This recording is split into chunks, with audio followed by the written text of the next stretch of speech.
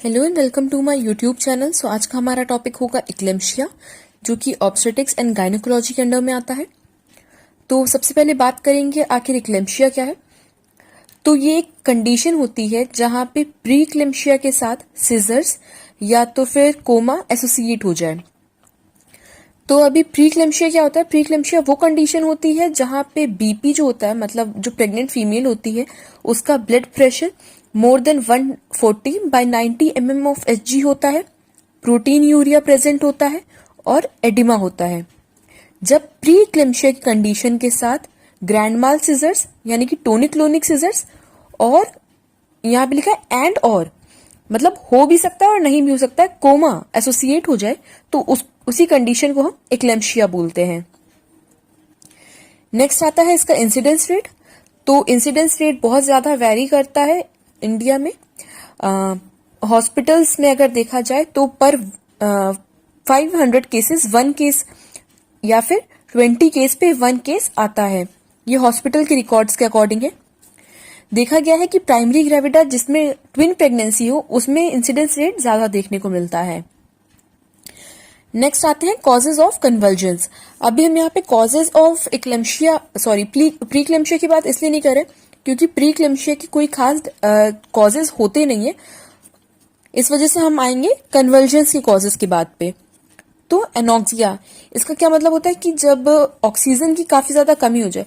अभी जो कन्वर्जेंस के लिए नॉर्मल कॉजेज होते हैं वही कॉजेज इसमें भी आएंगे।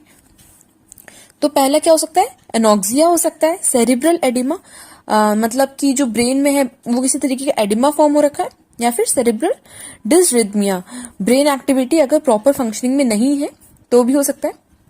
दूसरा ये क्यों हो सकता है? अगर फीमेल जो है वो बहुत ज्यादा हाइट पे जा रही हो और वहां पे ऑक्सीजन लेवल काफी कम हो, वो भी एनॉक्सिया के अंडर में आया, उसकी वजह से भी हो सकता है। और मे बी किसी ड्रग्स की वजह से भी हो सकता है। देन बात करेंगे ऑनसेट ऑफ फिट्स की कि आखिर कन्वर्जेंस कब होंगे।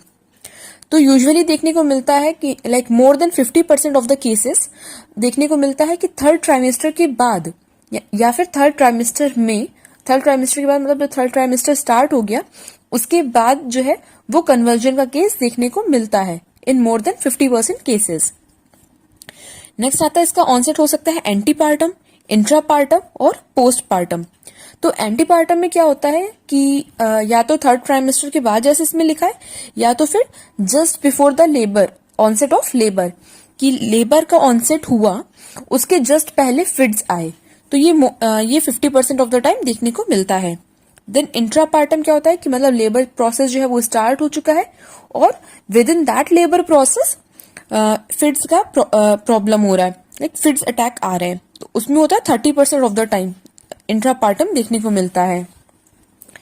नेक्स्ट बात करेंगे पोस्टपार्टम। तो पोस्टपार्टम में क्या होता है? After the delivery of baby 2 to 3 days में देखने को मिलता है, 48 आवर्स टू 72 आवर्स के अंदर देखने को मिलेगा, और ये 20% ऑफ द केसेस में ये चीज देखने को मिलती है। तो ये थे हमारे ऑनसेट ऑफ द फिट्स किस हिसाब से स्टार्ट होते हैं। नेक्स्ट हम बात करेंगे इनके क्लिनिकल फीचर्स के बारे में। तो यहाँ पे मोस्टली जो क्लिनिकल फीचर्स हैं वो प्री इक्लेम्शिया के ही देखने को मिलेंगे। अभी जैसे हमने बताया कि प्री इक्लेम्शिया में बीपी रेज्ड होता है 140/90 ऑफ Hg से ज्यादा। देन एडिमा होता है देखने को, एडिमा में भी मिलता है पिटिंग एडिमा। उसके बाद आता है प्रोटीन यूरिया। प्रोटीन यूरिया की लाइक टोटल प्रोटीन जो मतलब एक तरीके से जाता है बॉडी के बाहर, निकलता है थ्रू यूरिन, वो होता है 0.3 ग्राम इन 24 hours.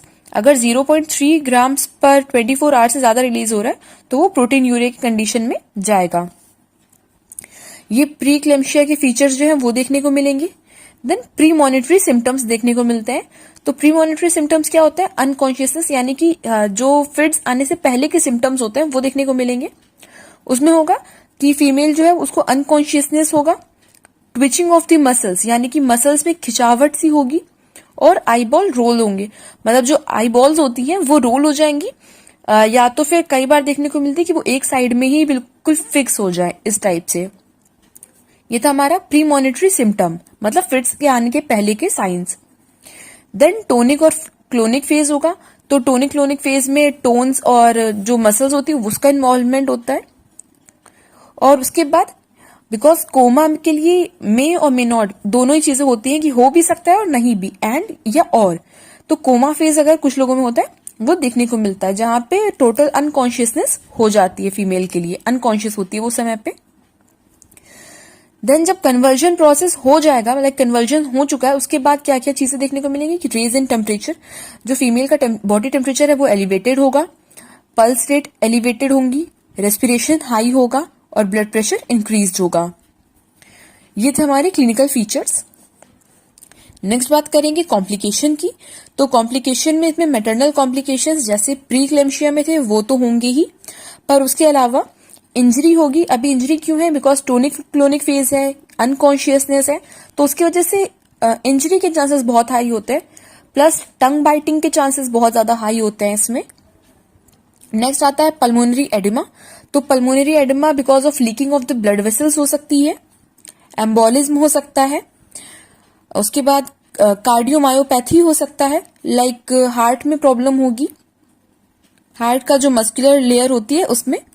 Then after renal failure हो सकता है, रीनल फेलियर का कॉज होगा जैसे प्री क्लेम्शिया में प्रोटीन यूरिया हो रहा है, तो अगर वो अनट्रीटेड है तो उसका एज एन कॉम्प्लिकेशन ये भी हो सकता है। न्यूरोलॉजिकल डिफिशेंट्स, क्योंकि अब यहाँ पे सीजर्स अटैक आ रहे हैं, न्यूरोलॉजिकल इंपल्सेस बहुत ज्यादा इम्बैलेंस हो रही हैं, तो उसकी वजह से न्यूरोलॉजिकल डिफिसिट्स हो जाएंगे। देन डिस्टर्ब्ड विजन हो सकता है, थ्रोम्बोसाइटोपिनिया यानी कि डिस्ट्रक्शन ऑफ द प्लेटलेट्स हो जाएगा, शॉक या फिर सेप्सिस की कंडीशन भी देखने को मिल सकती है। तो ये थे हमारे मैटरनल कॉम्प्लिकेशंस। देन आता है फीटल कॉम्प्लिकेशंस में ज्यादातर होता है प्रीमेच्योरिटी या फिर इंट्रायूट्राइन डेथ। अगर कोई इंजरी हो गई तो उसकी वजह से इंट्रायूट्राइन डेथ हो सकती है, या तो फिर प्रीमेच्योरिटी देखने को मिलती है। बाकी इसके ज्यादातर कॉम्प्लिकेशंस जो है वो प्री क्लेम्शिया की तरह ही होते हैं, कुछ ही अलग होंगे बस। नेक्स्ट हम बात करेंगे इसके डायग्नोस्टिक टेस्ट के बारे में कि आखिर किन किन डायग्नोसिस के थ्रू हम पता कर सकते हैं कि इक्लेम्शिया है। तो ब्रेन एमआरआई और सीटी स्कैन करते हैं। यहाँ पे ये चेक करते हैं कि लाइक ब्रेन में कोई ऐसा प्रॉब्लम ना हो, ऑर्गेनिक डिजीज ना हो, कि जैसे कि इम्बोलिज्म हो या तो फिर ब्रेन ट्यूमर हो, इस टाइप की चीजें हम चेक करते हैं कि ब्रेन रिलेटेड कोई प्रॉब्लम ना हो। ईईजी करते हैं ताकि न्यूरोलॉजिकल इंपल्सेस को टेस्ट किया जा सके, चेक किया जा सके वो प्रॉपर है या नहीं। ईसीजी करते हैं बिकॉज कार्डियोमायोपैथी भी था, हार्ट पे भी इफेक्ट आ रहा है, इसलिए ईसीजी भी करते हैं कि देख सके कि क्या इफेक्ट आ चुका है या फिर क्या प्रॉब्लम हो सकती है। यूरिन एनालिसिस करते हैं, इसमें यूरिन का जैसे प्री क्लेम्शिया में ओलिग यूरिया था और प्रोटीन यूरिया था, तो वही चीज इसमें चेक करा जाता है यूरिन एनालिसिस में। उसके बाद आता है ब्लड इन्वेस्टिगेशन। इसमें हम लोग सीबीसी करते हैं यानी कि टोटल ब्लड काउंट चेक करते हैं और ये देखते हैं कि थ्रोम्बोसाइटोपिनिया जो है वो तो नहीं हो रहा है, लाइक प्लेटलेट्स काउंट तो बहुत ज्यादा कम नहीं हो रहा है। बाकी भी इसकी इन्वेस्टिगेशन प्री इक्लेम्शिया की तरह होती है, बस इसमें कन्वर्जन के लिए हम सीटी स्कैन जरूर करते हैं और ईईजी टेस्ट परफॉर्म करते हैं। तो ये था हमारा टॉपिक इक्लेम्शिया के बारे में। आई होप आपको ये समझ में आया होगा। If yes then please do like, share and subscribe. और इनके नोट्स की पीडीएफ आपको डिस्क्रिप्शन बॉक्स में मिल जाएगी, तो आप वहां से जाके उसे डाउनलोड कर सकते हैं। Thanks for watching till then, thank you.